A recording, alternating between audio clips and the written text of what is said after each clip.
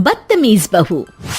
सभ्यता से भरपूर शास्त्री परिवार की इकलौती बेटी मोहिनी को बचपन में ही पढ़ाई के लिए विदेश भेज देते हैं, जहां से वो सालों बाद ग्रेजुएशन पूरी करके इंडिया वापस आती है, जो अब संस्कार, सभ्यता, संस्कृति जैसी चीजों से कोसों दूर होती है।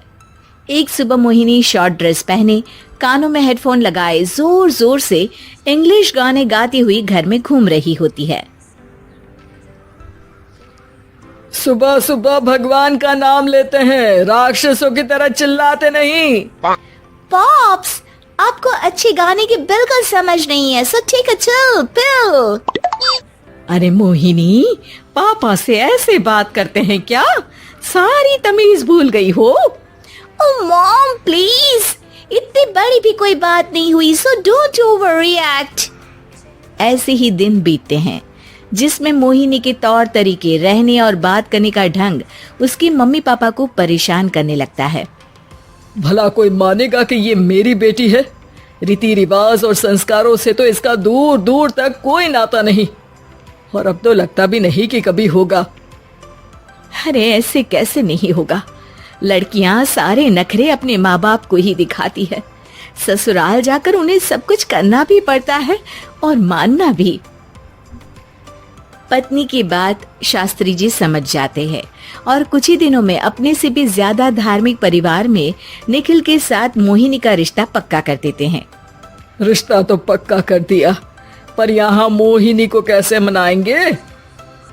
शादी ब्याह के मामले में आटे में नमक जितना झूठ तो चलता है जी। इसी तरह एक के बाद एक तिकड़म लगाते हुए दोनों मिलकर मोहिनी को शादी के लिए तैयार कर लेते हैं और मोहिनी निखिल की शादी हो जाती है, जिसके अगले दिन से ही मोहिनी दोबारा अपने पूरे अवतार में शॉर्ट ड्रेस पहनकर घर में घूमने लगती है। बहू को ऐसे देख सास की आंखें फटी की फटी रह जाती हैं। अरे ये क्या बेशर्मी है, हमारे घर की लड़कियां जींस तक नहीं पहनती और तुम बहू होकर इतने छोटे कपड़े पहनकर पूरे घर में घूम रही हो। सीरियसली मॉम, प्लीज आप अपनी इस 80 के दशक वाली सोच में मुझे इंक्लूड मत करो। हाय तौबा, एक तो बेशर्मी दिखाती है, ऊपर से सास के साथ जुबान भी लड़ाती है। अरे जल्दी कपड़े बदल कर आ, घर की पहली आरती तुम्हें ही करनी है। इतनी देर में निखिल भी वहाँ आ जाता है।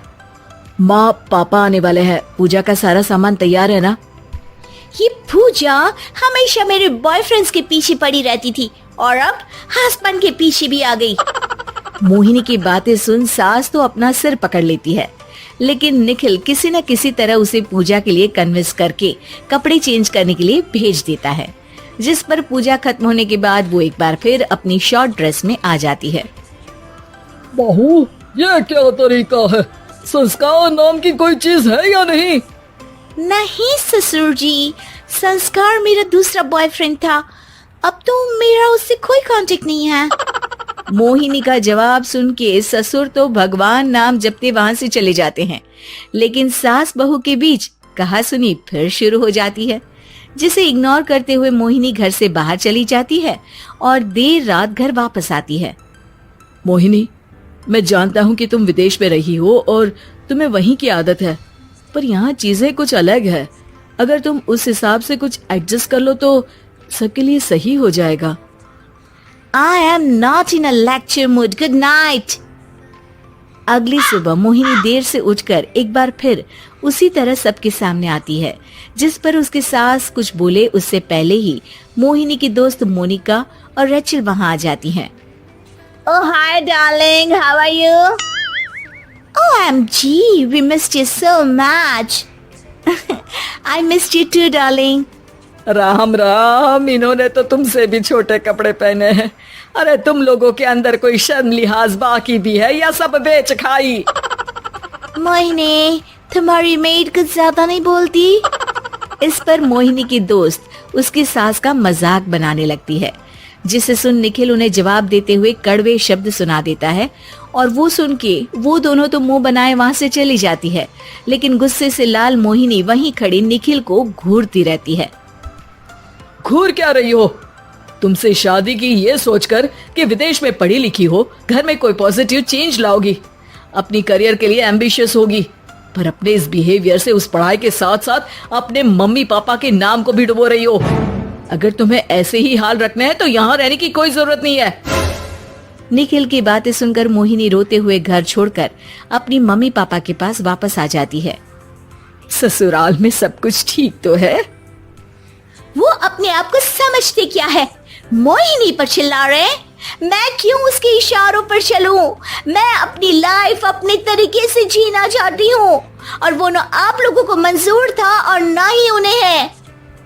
तुम यहाँ नहीं रह सकती। अपने पापा की बात सुन के मोहिनी हैरान रह जाती है। हाँ, तुमने बिल्कुल सही सुना। अगर तुम्हें अपने इस घमंड, बेशर्मी और बदतमीजी में ही जीना है तो तुम यहाँ भी नहीं रह सकती। बेटी, मैं मानता हूँ हमारे यहाँ रीति रिवाज बहुत मायने रखते हैं और हमने उन्हीं के ओवरडोज से बचाने के लिए तुम्हें विदेश भेजा था।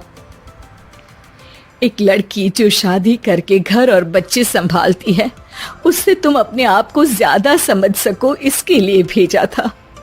तुम उससे ज्यादा समझो और बनो, पर तुम तो किसी दूसरी ही ट्रेन में चढ़ गई बेटा। उसके मम्मी पापा बहुत देर तक मोहिनी को सारी बातें समझाते हैं, जिन्हें सुनकर मोहिनी को अपनी गलती का एहसास होता है। वो जॉब ज्वाइन कर लेती है और ससुराल वापस आकर उन्हें मॉडर्न बनाती है और खुद भी कुछ रिवाज सीखते हुए खुशी से रहने लगती है।